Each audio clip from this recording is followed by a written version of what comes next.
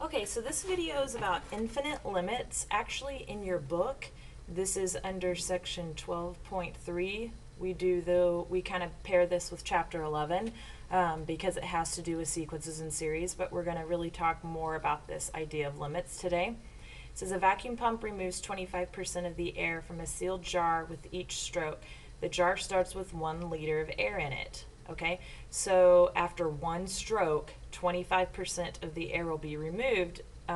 So that means that we're going to have 0.75 liters of air remaining. And then what are you going to do each time you have one of these strokes? You're going to multiply by 0.75. Okay, so if I multiply 0.75 by 0.75, or if I square it, I will get 0.5625. And if you go ahead and keep track of what you're actually doing, not in the calculator, but just the actual math required, you can easily see the pattern.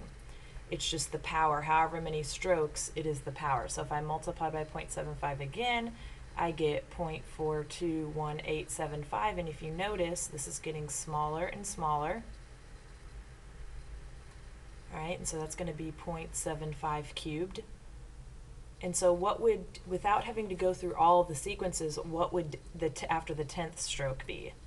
It would be 0.75 to the 10 power, which you can do easily in your calculator, and you will get 0.056, and these decimals are going to continue to go on a long time. And then for the 100th, you'd think that, oh, this will be really small. Okay, so we'd take 0.75, we'd take it to the 100th power. And obviously in your calculator, it's going to give you this number in scientific notation. We're going to get about 3.2 times 10 to the negative 12th power, or sorry, negative 13th power. So that's a really small number, but it's not quite zero. Okay, what about 500?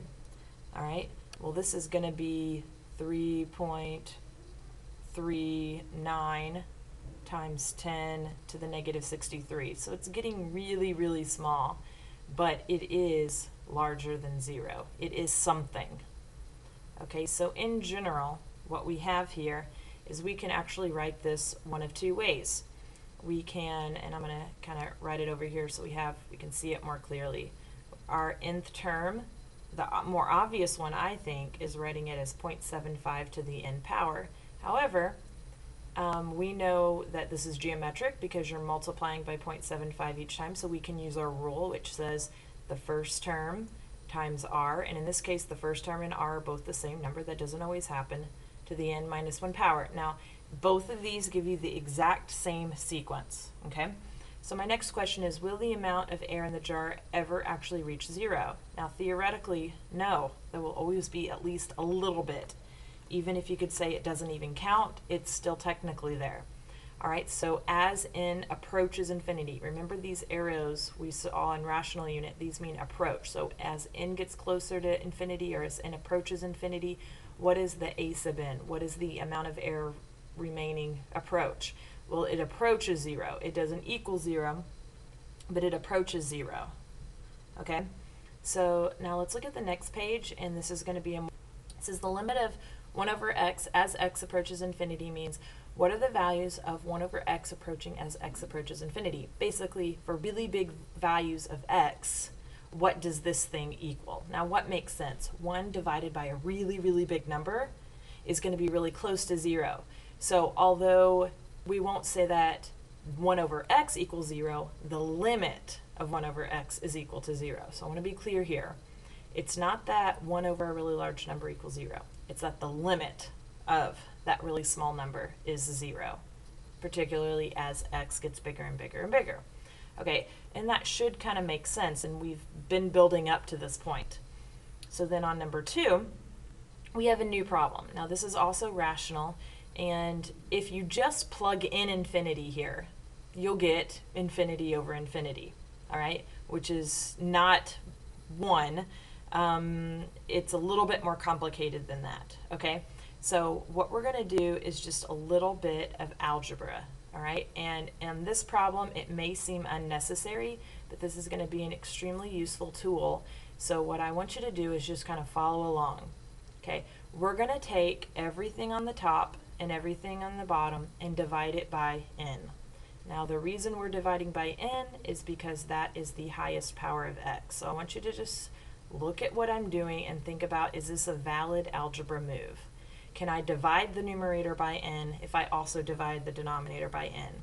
Yes, it's the exact same problem. Well, now we can see where some things are going to simplify. All right, so if I take, like in particular, and I'm going to switch colors here, particularly as I, and this should have been an n, sorry. As n approaches infinity, 6 over n, we know that will go to 0. And so I'm just going to cross it out because it's like it's not there. What does 3n over n simplify to? 3. What does n over n simplify to? 1. So the answer is 3, and you might have actually made that prediction at the very beginning. Okay. Let's do another problem, and then we're actually going to do all 3 of these, and then we're going to kind of make a conclusion on what you can do in general in these problems. Okay, so the limit as n goes to infinity. Now in this problem, what do you think we're going to divide by? We're going to divide everything by n squared because that is the largest power of n. And I'm breaking everything up so we can just deal with them individually. This is just a clever algebra move to make this problem solvable. Because like in the last problem, if you just plug in infinity for n, you really won't get anywhere. You can't treat infinity quite like a number. There are workarounds, but you can't just plug in infinity in for n. Okay, so again, there's some terms we're going to be able to cross off. In fact, on any of these terms where the denominator has a higher degree than the numerator, we can cross those off. And that should be reminding you of something. What does that remind you of? Hopefully it's reminding you of rationals, and when we compared the numerator and denominator degree, talking about horizontal and slant asymptotes. Okay, so in this case, we don't even have to now plug n in or even visualize it. We've crossed these off, and that took care of that. N squared over n squared is 1. This n squared over n squared is 1, and so we get 1. Now, I want to take just a minute, and let's talk about the similarities of these with rationals. Both 2 and 3 had a numerator and denominator that originally had the same degree. How would you have found the horizontal asymptote? You would have done leading coefficient divided by leading coefficient. And that's what this limit ended up being. Limits and end behavior, very similar. Okay, this is like horizontal asymptote. This is end behavior. All right, it's a different context and a different application, but it's a very similar concept. Okay, and the more you think of it cohesively, the better off this is going to be for you. You'll remember it. All right, so you may be thinking, well, these degrees are different, so it's going to work out differently. Okay, so let's go ahead and use the strategy, though, that we did do on the other ones. So what would we divide by? We would divide by the highest exponent, which is n squared. And my air slate does not want to make those tiny squares. And I also need to divide this 3n by n squared. And again, anywhere where a really large value of n will make that term go to 0, we're going to cross those off. And if you notice, I kind of get like a divide by 0 here, which is an issue. All right, but I also get, even if you didn't think of it that way, you can kind of get like a 4n here. No matter what you do, though, you're going to have an issue. So let's just go back and think of this logically. If I plug in a really large value for n, is there any way we could say that the denominator could catch up to the numerator? Like if I have 4n squared, minus 6 doesn't really do anything when you're talking about really large numbers. Okay, the numerator will always be really large compared to the denominator. And as n gets bigger, it's going to get bigger and bigger and bigger. Okay, this we call infinity. All right, and you know, typically we don't say that things equal infinity, but a limit can equal infinity. Okay, let's try some more examples. So this, you kind of hopefully got the hang of this at this point.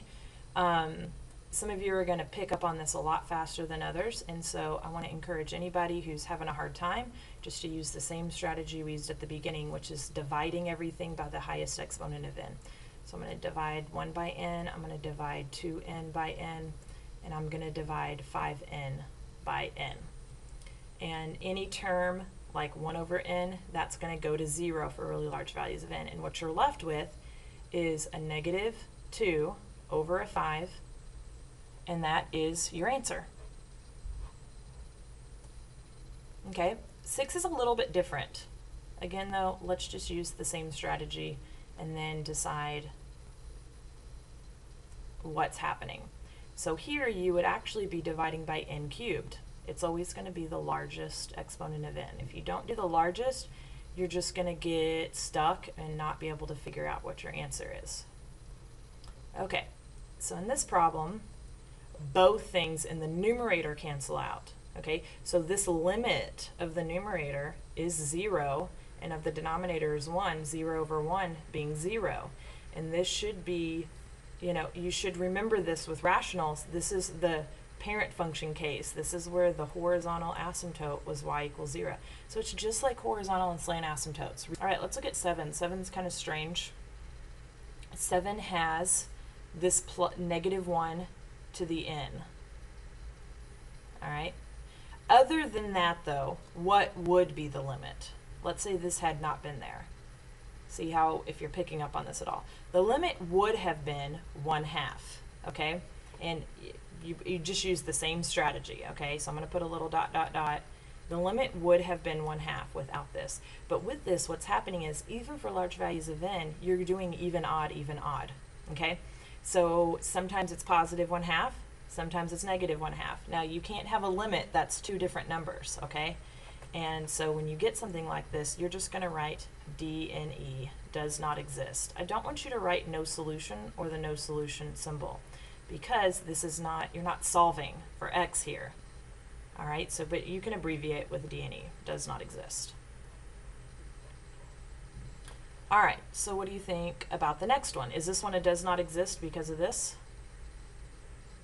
Well, let's see.